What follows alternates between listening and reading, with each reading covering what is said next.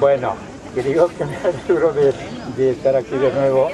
hablar de ese tema. Ya he hablado otras veces del tema de Europa y bueno, porque a mí es un tema que me apasiona y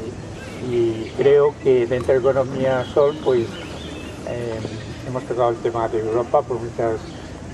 veces, pero bueno, tal vez no en la profundidad y a veces de una manera tangencial solamente cuando ocurrían cosas, sino bien, entrando en los beneficios. Hablar de Europa evidentemente es toda una aventura y hacer el seguimiento de todas las políticas europeas es relativamente complicado. Yo he dedicado más o menos pues, los últimos 15 años, creo, o algo más, a trabajar en estos temas. Primero, antes de que estuviera en el 15M, pues estaba en ATAC y llevaba las relaciones con la Unión Europea en un montón de reuniones que tuvimos a partir precisamente de la oposición que hubo al Tratado Constitucional y al Tratado de Lisboa, que había una red muy fuerte y sigue habiéndola. Y después también he sido, bueno, ahora no, porque ya me autojubilé, consultor en temas y en políticas europeas. Y he trabajado en problemas de evaluación, de programas europeos que afectaban a España, ¿no? En el Objetivo 1, Objetivo 2 y en algunos de investigación y algunos proyectos puntuales. O sea que de alguna manera, por profesionalidad y por política y por interés, me han interesado mucho y creo que son fundamentales tener un conocimiento de Europa porque, bueno, estamos viendo dónde estamos en este momento y bueno, me considero después de esto, pues yo diría que bastante egocéntrico, por no decir que si pudiéramos salir corriendo de Europa, pues mejor, ¿no? Porque se está hablando de decir a pasos agigantados, cada vez somos más conscientes de que la construcción, la que llamamos construcción de Europa, es un fracaso en muchos aspectos. Algunos lo vienen muy bien, pero evidentemente para la mayor parte de los pueblos, estamos viendo lo que ocurre en Grecia, pues no están por la labor. En este momento es una coyuntura complicada porque por un lado está toda la presión y toda la crisis que hay sobre Grecia y vemos las salidas que se están tomando. Por otro lado están países como Inglaterra, Gran Bretaña, que quieren o van a plantear un referéndum sobre su estancia o no en Europa. Quiere decir que todo lo que había en principio por lo que se construyó Europa, pues los valores e incluso las afinidades y las posibilidades de unión política están bastante en entredicho, ¿no? Dicho esto, habría que ver voy a intentar primero hacer un panorama rápido sobre lo que ha sido la historia de la Unión Europea y los principales tratados, para ver después propuestas que se están planteando ahora de cómo resolver el tema de la crisis del euro o la crisis de identidad y la crisis de seguir adelante en la Unión Europea, ¿no? En cualquier caso, no es nuevo y todos lo conocéis y creo que en el diagnóstico final estamos todos de acuerdo frente a esta idea idílica que para muchos los españoles tenemos una situación muy complicada, muy confusa de lo que es Europa. Es decir, que hay aspectos que son políticos, hay aspectos que son de políticas, pero hay aspectos que no son exactamente así, sino son de pertenencia y de complejos como países que tienen que ver con la historia de cada país, ¿no? Entonces la postura de España es distinta, evidentemente, que la que puede tener Francia, Alemania o Bulgaria, por decir, pero siempre hay algo que nos relaciona al estar en un espacio más amplio porque tenemos una tradición detrás. Y en España, por la situación geográfica y política, por el franquismo, pero también por mucho antes, siempre parecía que estábamos fuera de Europa, nos pusieron fuera de Europa, y hay como un complejo de inferioridad terrible de que si no estamos en Europa no sabemos qué hacer, ¿no? Eso digo desde el punto de vista general de lo que puede ser una situación muy de corazón, no de intereses o de relaciones económicas o de políticas que se están llevando y quién lleva la batuta, ¿no? Sin embargo, visto de otra perspectiva, de otra perspectiva, hay países, lo estamos viendo cada vez más, que sí tienen muy claro el que significa estar en Europa, qué tipo de unión quieren o no y cuáles son sus intereses. Los dos países clave para definir políticas europeas, a mi entender, vienen de muy atrás, serían Francia y Alemania, o Alemania y Francia, porque si hay tiempo, no sé qué tiempo podemos dedicar, cada vez es más claro que Europa va al son o al baile que marca Alemania, siendo así que la construcción primero de la Unión Europea, no de la Unión Europea, de lo que era la primera, el Tratado de Roma y todos los aspectos, venían para dar una solución a un conflicto bélico y a unas guerras que había habido siempre encarnizadas entre dos países centrales de Europa, que eran Francia y Alemania, ¿no? Entonces, al final de la contienda surge la idea de, primero, para preservar la paz, este era el objetivo aparente, pero claramente para consolidar los intereses de las grandes corporaciones que habían quedado de alguna manera tocadas y reafirmar el peso, se crea lo que es entonces los primeros cimientos de lo que puede ser la construcción europea. Entonces primero fueron los intereses de la gran industria del carbón y acero, todos lo recordáis, la CECA, luego la energía nuclear, el Euratom y la política agraria, los dos primeros fueron los dos pilares para que empezara a construir Europa, ¿no? Pero después, al hilo de eso, para hacer un resumen muy rápido, vienen todas las construcciones de redes de transporte, infraestructura, servicios, de los grandes holdings, las empresas constructoras, la producción de la directiva de servicios de interés general, la AGCS, como recordáis, para desguazar los servicios públicos, la interconexión y el apoyo sin fisuras a la gran banca y a las multinacionales o la promoción de la actividad comercial para hacer negocios, en base a alianzas que favorecen las relaciones de explotación e intercambio desigual con los países menos favorecidos por los terceros países. Era en un principio, esto se hizo en el marco de la OMC, y cuando este organismo entra en crisis después de Doha, pues se hacen acuerdos bilaterales y ahora estamos en el gran acuerdo, en el gran tratado, similar a lo que puede ser el tratado constitucional, que es el tratado transatlántico con Estados Unidos. Hay tratados entre países y grandes tratados, si hay tiempo lo hablamos, hay cientos, es decir, el TTIP es uno de ellos, luego está CETA y bilaterales de Europa con un montón de países, con los países latinoamericanos lo conocemos bien, hay por lo menos otros 30, 40 y con los países africanos, pero bueno, todos tienen el mismo pelaje y las mismas políticas, ¿no? Entonces ahora estamos ya en un tema que es también muy importante, como puede ser otra vuelta hacia atrás, otra pérdida de batallas dentro de lo que puede ser como podría ser la construcción de un tipo de Europa que queremos, la que querríamos. Quiero decir que la Europa que querríamos ya viene desde hace mucho tiempo, incluso se ha escrito y ha llovido mucho, pero lo que queremos está muy claramente diseñada en cuanto a un diagnóstico, en muchísimos libros tratados, sobre todo por las redes que han trabajado más en Europa, ¿no? Incluso yo estuve trabajando con un grupo en una propuesta alternativa que se llamaba el Plan P, que es un plan alternativo al Tratado Constitucional, pero ha quedado ahí en el cajón porque tal como están las cosas es complicado. Porque el tema de Europa puede ser un tema económico, tal como lo planteas, pero fundamentalmente un tema político y un tema de hegemonía política y de quién tiene el poder. Y todo lo que sea darle vueltas se puede disfrazar de muchas maneras, pero siempre lo mismo. Siempre veremos a cuál es la correlación de fuerzas políticas, cómo funciona el Parlamento y quiénes son los que mandan. Si mandan las multinacionales y el Parlamento y las instituciones que siguen sus cauces, o mandamos los ciudadanos y mandamos las personas. Ese es los dos grandes polos que se podía plantear para hablar de Europa, porque si no estamos engañándonos, cuentan cuentos de que si va mejor, de que esto, que España, que si ha sido favorecida, que si en un momento fueron generosos con nosotros. La generosidad no existe en economía, a no ser que se practique de una manera en términos de solidaridad. Existen intereses que te hago este favor, pero luego me lo voy a cobrar con creces 50 años más tarde o 20 más tarde. No muevas el micro. No, te voy a ver agua.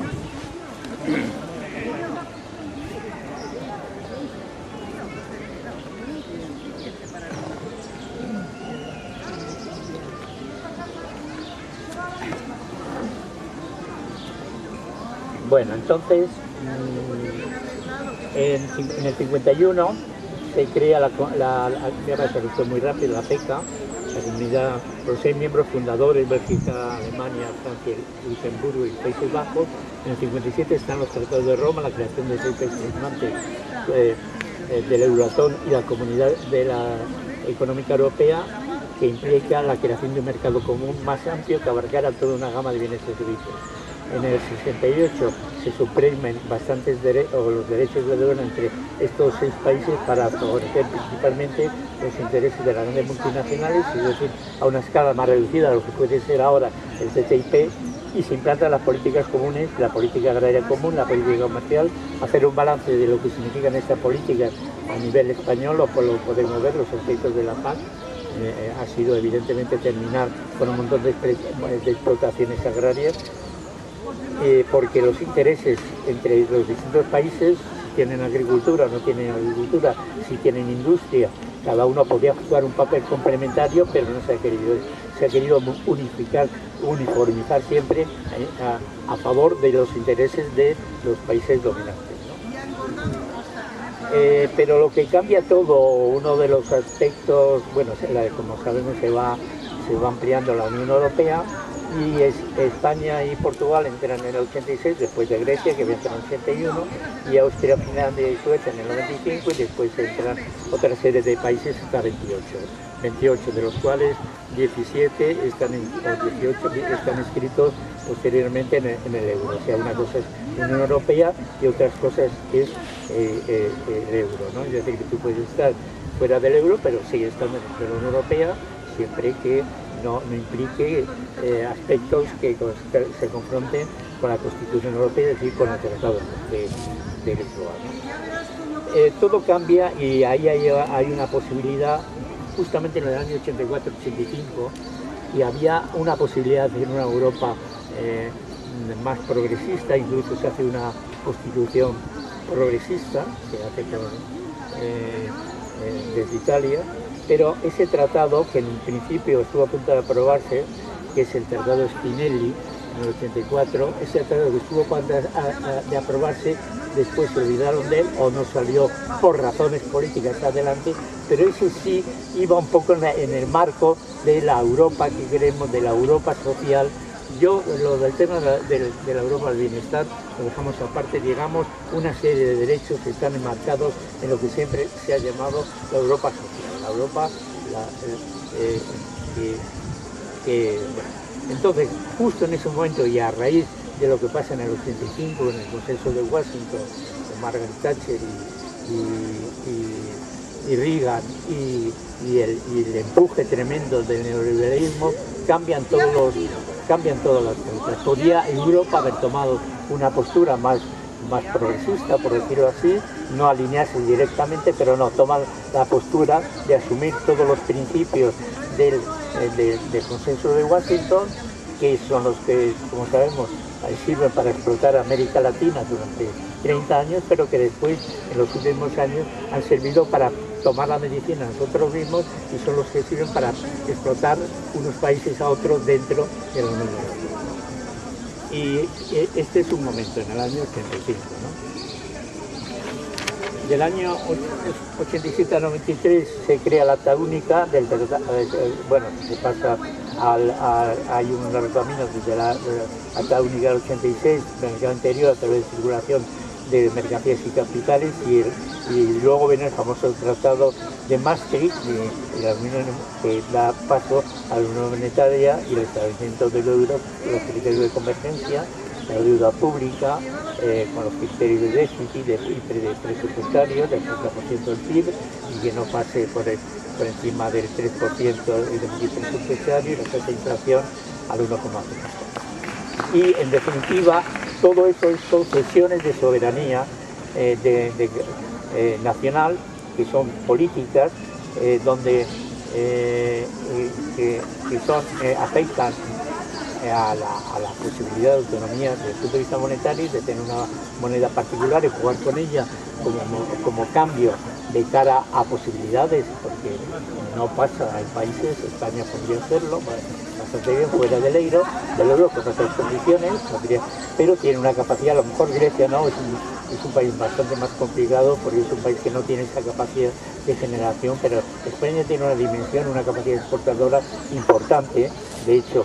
como fuera de la Unión Europea, después de Alemania, tiene una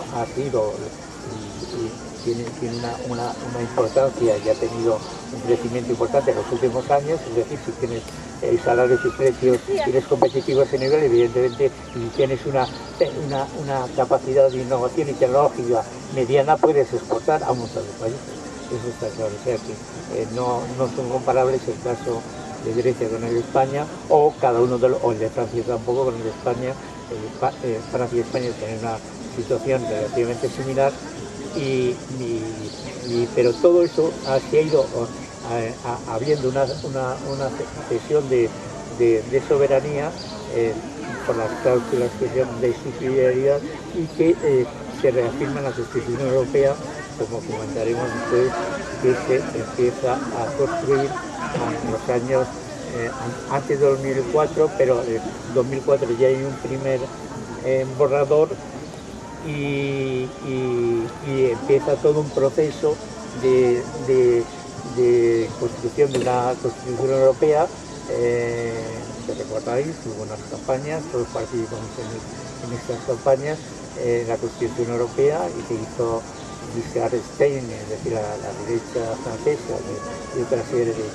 fue un poco la cabeza pensante, pero una serie de holding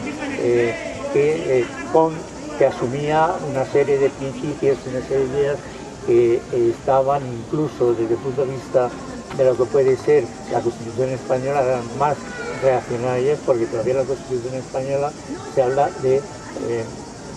una economía social y de mercado. En la Constitución Europea se habla de una economía de mercado, y todo lo social desaparece. Es decir, que hay puntos importantes. Luego el peso, por ejemplo, que puede ser el sector público, las empresas públicas. En cualquier caso,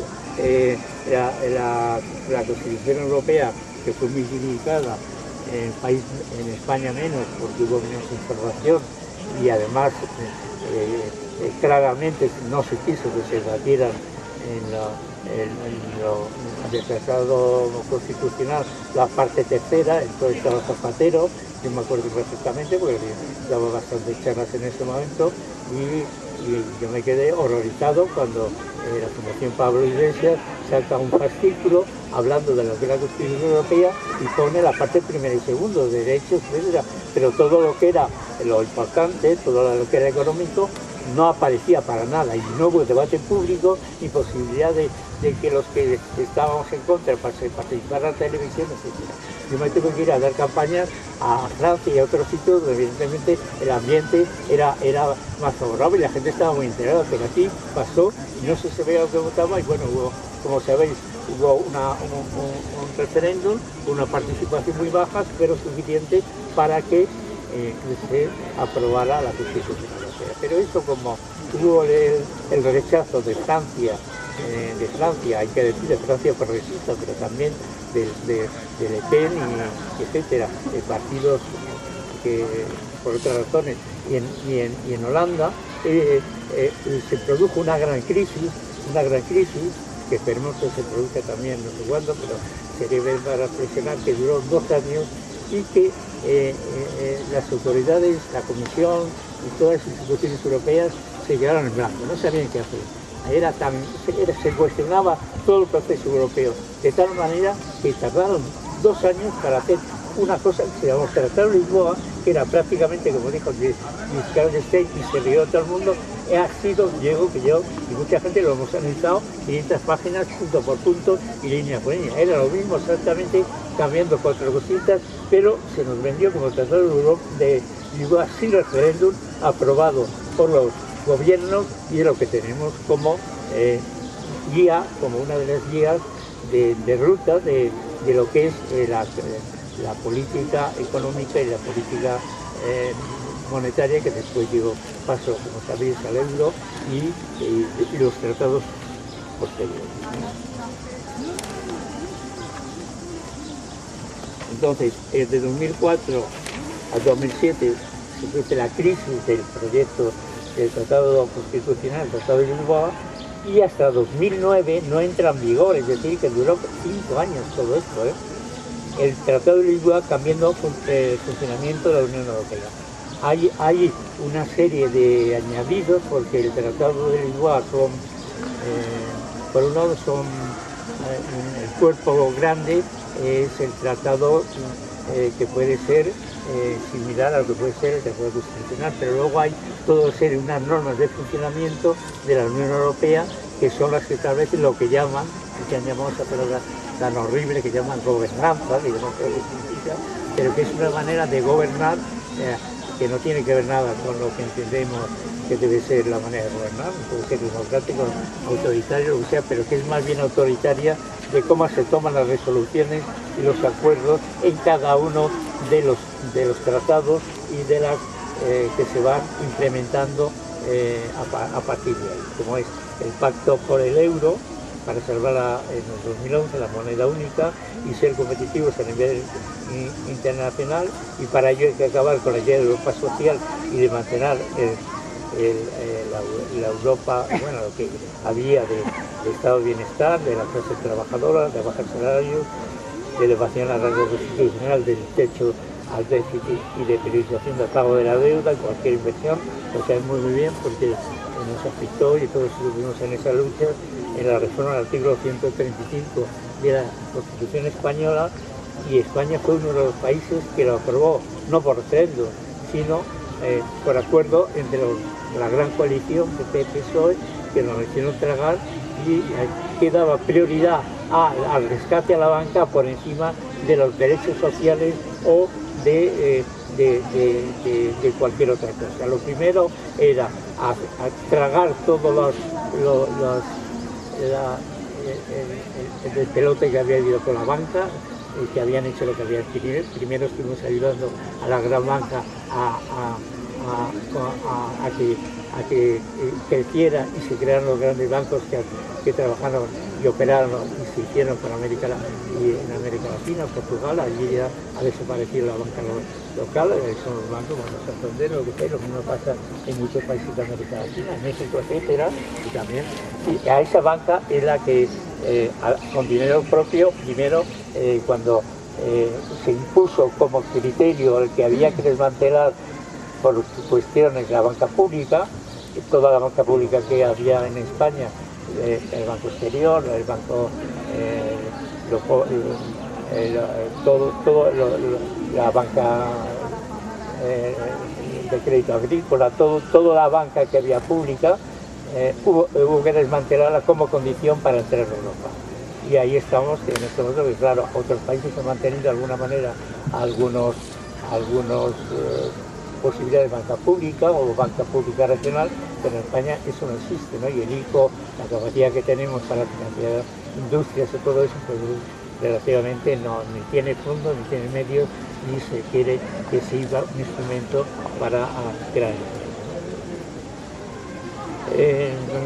Entonces viene primero el pacto por el euro, que fue evidentemente un pacto que era el euro por encima de todo. Es decir, pero primero la construcción europea, la construcción del euro como punta de lanza de lo que se llamaba entonces, y sigue llamando de alguna manera, la estrategia 2020, la estrategia de Europa que venía y que sigue una línea todavía que sigue manteniéndose, de hacer de Europa el país más competitivo a nivel mundial. Es decir, estamos hablando aquí de una política que vemos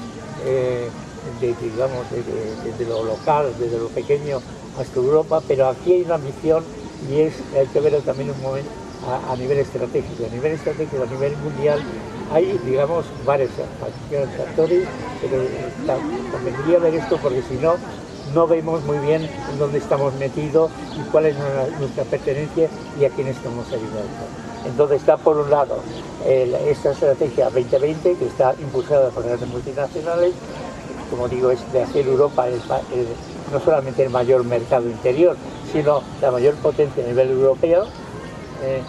junto a enfrentarnos a Estados Unidos o complementándose con Estados Unidos, pero luego ha salido en este tiempo países como China, que ya Estados Unidos no es el primer país como tamaño de económico, sino que China. Entonces hay un conflicto, está China, ahí luego están los países BRIC, está Rusia, pero bueno, hay tres grandes actores que serían Estados Unidos, o cuatro, que serían Estados Unidos, Europa, China y Japón, que siguen jugando un papel subsidiario de Estados Unidos, pero son ahora. Y esa es la batalla en que estamos, esa es la batalla en que están las multinacionales y las peleas que nos afectan de alguna manera en este tratado y en todos los tratados. Entonces, la Europa, al querer hacer Europa 2020, es el gran reto, la gran horizonte que tiene como futuro la Unión Europea, pero no es la Europa de lo que nos interesan a los ciudadanos y a las personas, es lo que interesa a los grandes actores políticos económicos y políticos, que son los que siguen un poco el baile de lo que y es lo que es posible, y estamos viendo de una manera tremendamente descarnada por las filtraciones que hay. Ayer me enteré de algunas más de las conversaciones y cómo está pasando en el TTIP, es decir, de cómo las señales y lo que se dice, yo te doy esto para que me dejes entrar ahí, pero eso no se puede hablar. Los parlamentarios que entran y se pueden informar en ese sitio, en esa biblioteca donde pueden sacar información, no pueden hablar de ello, porque no solamente les pueden echar como parlamentarios, como decía esta compañera de Podemos, sino que es que simplemente les pueden hacer un juicio que van a la cárcel, es así. Es decir, si se saltan eso que nos hemos enterado, que nos vamos enterando a través de los Wikileaks y de las interacciones, evidentemente si una persona pública hace uso de esa información que no puede hacerla, evidentemente esa persona entra en desvelar secretos de Estado y vamos en el tema muy gordo, ¿no? Y ese es el juego o la trampa que muchas veces juegan los parlamentarios, porque tienen información pero no pueden publicarla, ¿no?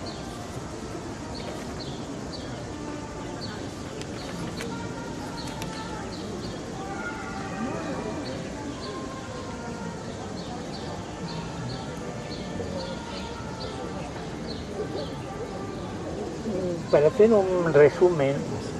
bueno, luego esto ya enlaza, esto lo escribí hace un par de años, cuando estaba con el MED y todas estas historias, pero ahora esto enlaza perfectamente sin solución de continuidad con lo que está pasando con el TTIP, con el TTIP y otros causas, ¿no? Y siempre lo mismo, es que es tan claro, es tan evidente, si se conoce un poco el fondo de cómo funciona, y la lógica es tan aplastante la que se sigue, que en todos los sitios, en todas las maneras de relación, sea de relaciones de tipo comercial, sea relaciones de la política de austeridad, siempre lo mismo. Lo que sí hemos tenido evidentemente es un plus de las políticas de austeridad, y es un conflicto que yo creo que no ha sido suficientemente denunciado, porque la política de austeridad, la que llamamos el austericidio, llegan directamente con una política que viene de atrás en Alemania y que viene motivada ya incluso por los filósofos más defensores del irracionalismo, como era Fichte, ¿no? Si habéis leído Lukács, todo el análisis que hace la filosofía alemana y del irracionalismo, y desvela, bueno, pues esos políticos, esa idea del ordoliberalismo ya viene de atrás, viene del siglo pasado, y es la que sigue defendiendo Schäuble, y es lo que sigue defendiendo Merkel. Y eso, el pueblo alemán es muy difícil, ¿no? Ha ido o no sé, no quiero mezclar las cosas de la guerra porque van por otro lado, pero esa manera de controlar Europa y esa manera de dominar a través de mecanismos que van con una concepción del capitalismo y una de la austeridad y de esa mala austeridad convencida, que lo que sirve es para el fomento, beneficio y de incrementar las desigualdades vienen de administración y es la filosofía y la política que está imperando en Europa. Pero yo añadiría a esto más. Hay otro papel, que es el papel que juega Alemania sí y que quiere jugar a nivel internacional. Es decir, que Alemania no solamente está muy bien y muy a gusto en Europa porque tiene un gran mercado interior y vende sus productos maravillosamente, es decir, que si vemos los intercambios, hay que ver los intercambios entre los países, lo que vende España, cada uno de los países, España entre ellos, la mayor parte de lo vende Europa, pero también vende fuera de Europa. Entonces Alemania vende y tiene vendido mucha parte de su producción a Europa, pero también juega como gran actor a nivel internacional desde el punto de vista de mercados internacionales. Y ahí quiere jugar y seguir jugando una baza hegemónica, no quiere dejar el papel, es decir, que sus intereses, no, los huevos, no los tiene todos puestos en Europa, los tiene puestos también en una competitividad a nivel internacional que no ha abdicado de ello, y eso tendría que decirlo directamente cuál es la postura de Alemania, porque los intereses de Alemania no son exactamente de Alemania como país, de los que dominan de la gran coalición, no digo del pueblo alemán, que luego pueden decir que si me pisan mis ahorros en el banco y que si tengo que sacar para ayudar a estos piernas de los griegos que lo hacen todo muy mal y que son unos inútiles, no. Digo, eso también hace porque vienen los medios de comunicación. Digo, a los que dominan la economía alemana, a los que, al Bundesbank, al Deutsche Bank y a los grandes bancos alemanes que llevan las riendas del mundo. Bueno, pues esa baza también se está jugando o quiere jugarse juega de alguna manera y de alguna manera los que estamos en Europa hacemos el juego a ese reforzamiento cuando maldito lo que nos interesa, nosotros tenemos nuestros intereses y los hemos aplicado. A mí me parece que es un error, ha sido un error. España tenía, no porque fuera un gran país, pero tenía posibilidades en un momento de haber hecho algo con explotación, gran explotación o con acuerdos entre todos los países latinoamericanos. Tenía una baza, lo podría hacer de relaciones de intercambio igualitarias y sobre todo si hay en América Latina un polo importante de transformación. Pero esa baza parece que la dejamos de lado para unirnos a ser europeos y ser europeos a jugar un papel absolutamente dependiente y subsidiario dentro de relaciones de intercambio a nivel económico y a nivel comercial dentro de Europa. ¿Y qué ha sido para eso? Esto ha sido, para entrar en Europa hemos tenido que hacer prescindir de la industria que teníamos, que era una industria que tenía algunos problemas en algunos sectores, pero en otros se hubiera tenido ayudas y ahora se está diciendo de volver a sacar esto, podría haber salido adelante. Yo lo digo porque yo he trabajado, me tocó lidiar en esos momentos en los procesos de reindustrialización que se plantearon en los años 80 y tantos. En los cierres de Ferrol lo vi muy claramente del sector naval, en la industria siderúrgica, en el caso de Asturias, pero también en un caso de una empresa como era Empresas de Navarra. Todas las empresas nacionales que había por decisión de los Ortega de turno, que ya estaban apuntando dentro de ese gran mercado neoliberal, dentro del PSOE, dentro de la gran coalición en definitiva, ya jugaban ese juego. Ya jugaban a lo mismo que se está jugando ahora en el TTIP. Jugaban a todo este mercado, había que modernizarse y eso se modernizaba, no importaba a costa de que, dejando que fuera en la calle y los intereses que hubiera que hacer. Y seguimos en las mismas, y yo creo que ya se ha tomado bastante conciencia, pero habría que defender más claramente y expresar más claramente nuestro punto de vista. Hay trabajos, no hay trabajos, a mí me hubiera gustado, pero no he visto ningún trabajo que se hiciera un estudio prospectivo, qué hubiera pasado, dónde estaríamos en estos momentos si no hubiéramos entrado en Europa. Porque se nos vende que la venta en Europa, vamos, que ha sido la panacea, que estamos, que no, ni lo creemos, ¿no? Pero todos estamos viendo ya a nivel de las políticas de austeridad a dónde vamos. Y claro, se está hablando con armas y situaciones muy frágiles. Rajoy ahora se está sacando a pecho porque dice, bueno,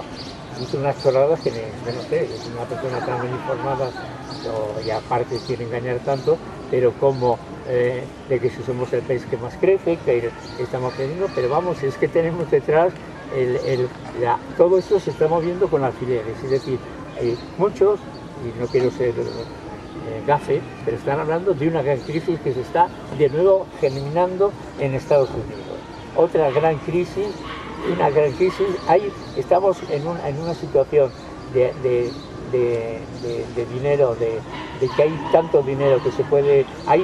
no hay dinero para unas cosas, pero hay mucho dinero para otras, y hay tanto dinero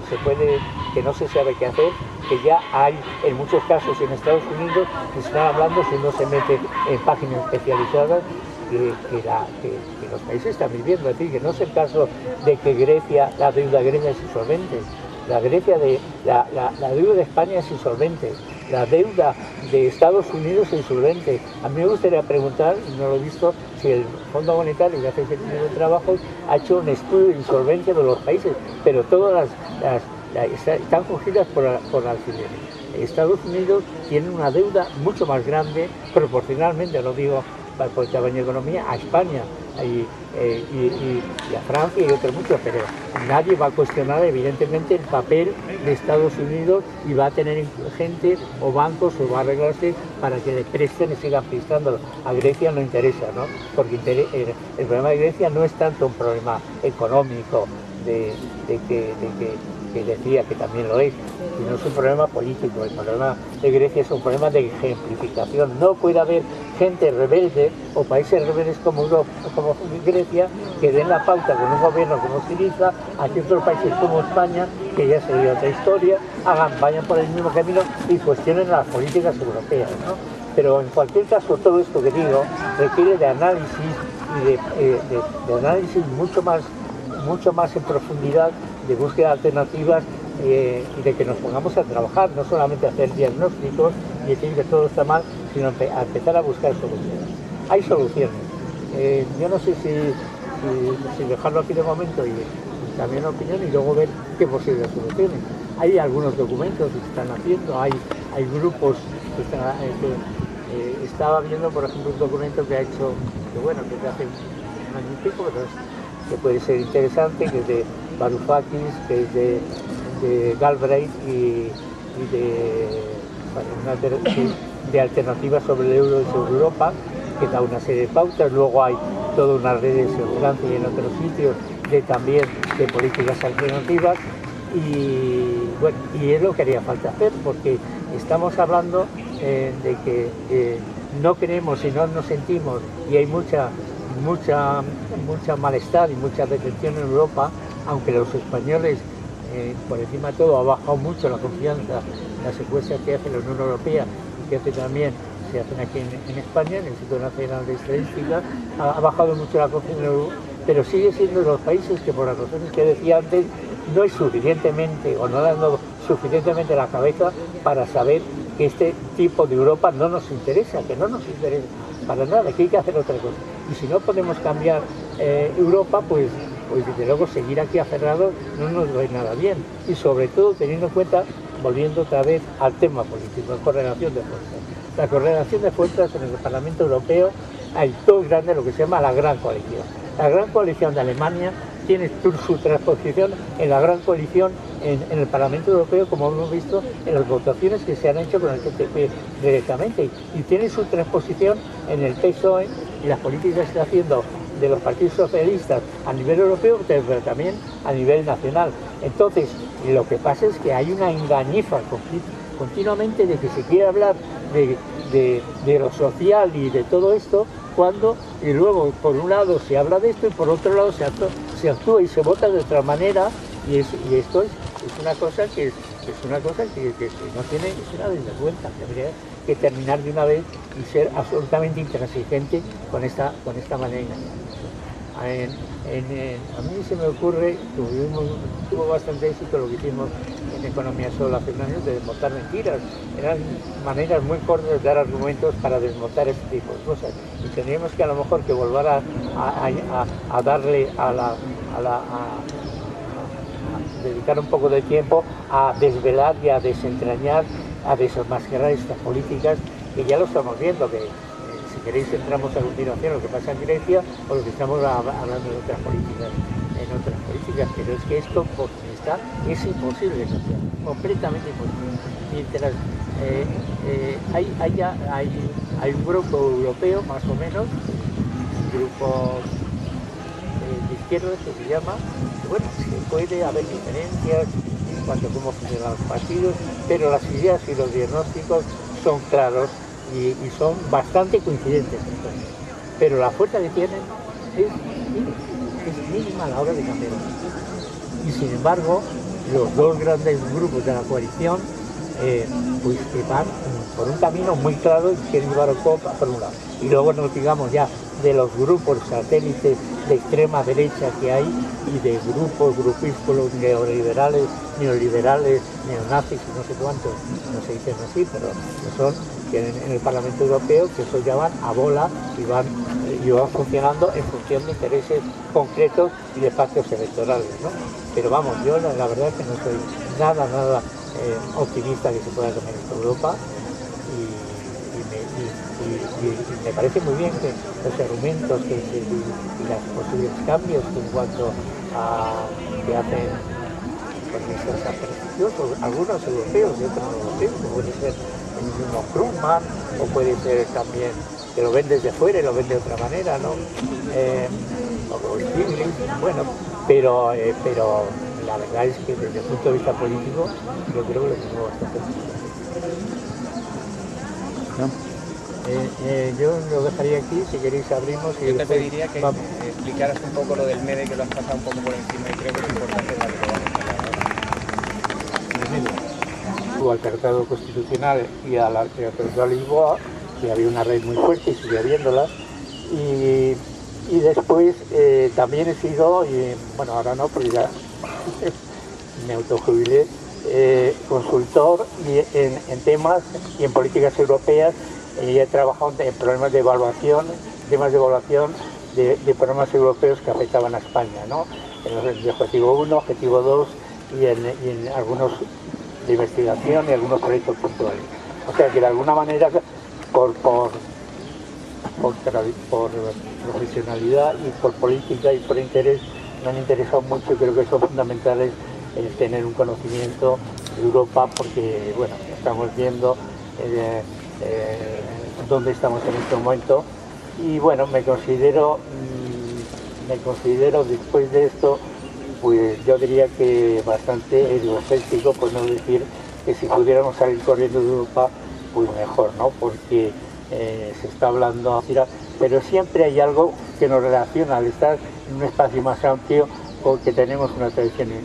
detrás. Y en España, por la situación geográfica y política, por el franquismo, pero también por mucho antes, siempre parecía que estábamos fuera de Europa, nos pusieron fuera de Europa, y hay como un complejo de inferioridad terrible de que si no estamos en Europa no sabemos qué hacer, ¿no?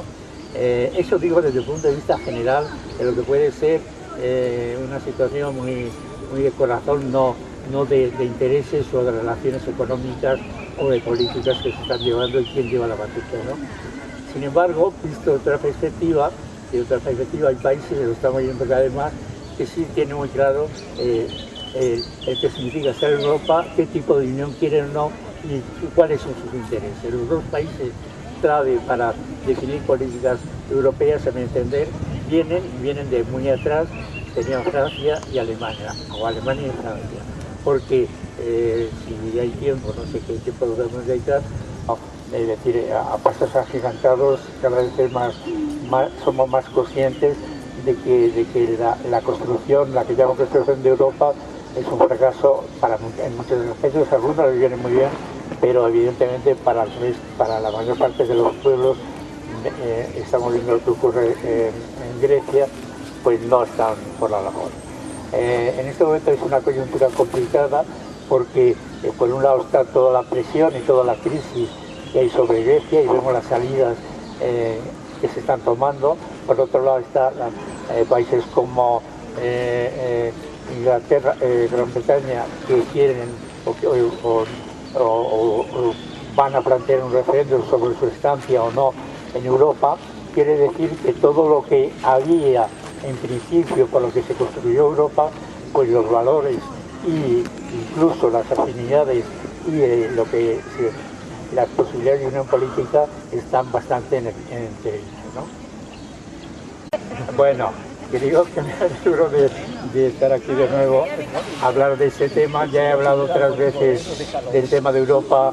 y bueno, porque a mí es un tema que me apasiona y creo que dentro de Economía Sol pues hemos tocado el tema de Europa por muchas veces, pero bueno, tal vez no en la profundidad y a veces de una manera tangencial solamente cuando ocurrían cosas, sino entrando en los principios. Hablar de Europa evidentemente es toda una aventura y hacer el seguimiento de todas las políticas europeas es relativamente complicado.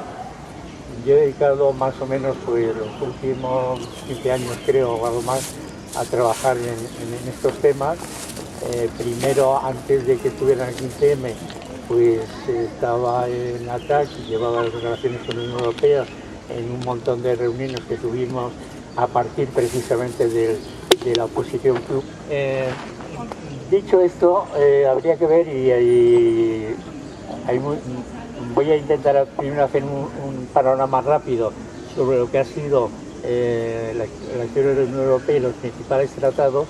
para ver después propuestas que se están planteando ahora de cómo resolver el tema de la crisis del euro o la crisis de identidad y la crisis de seguir adelante en la Unión Europea, ¿no?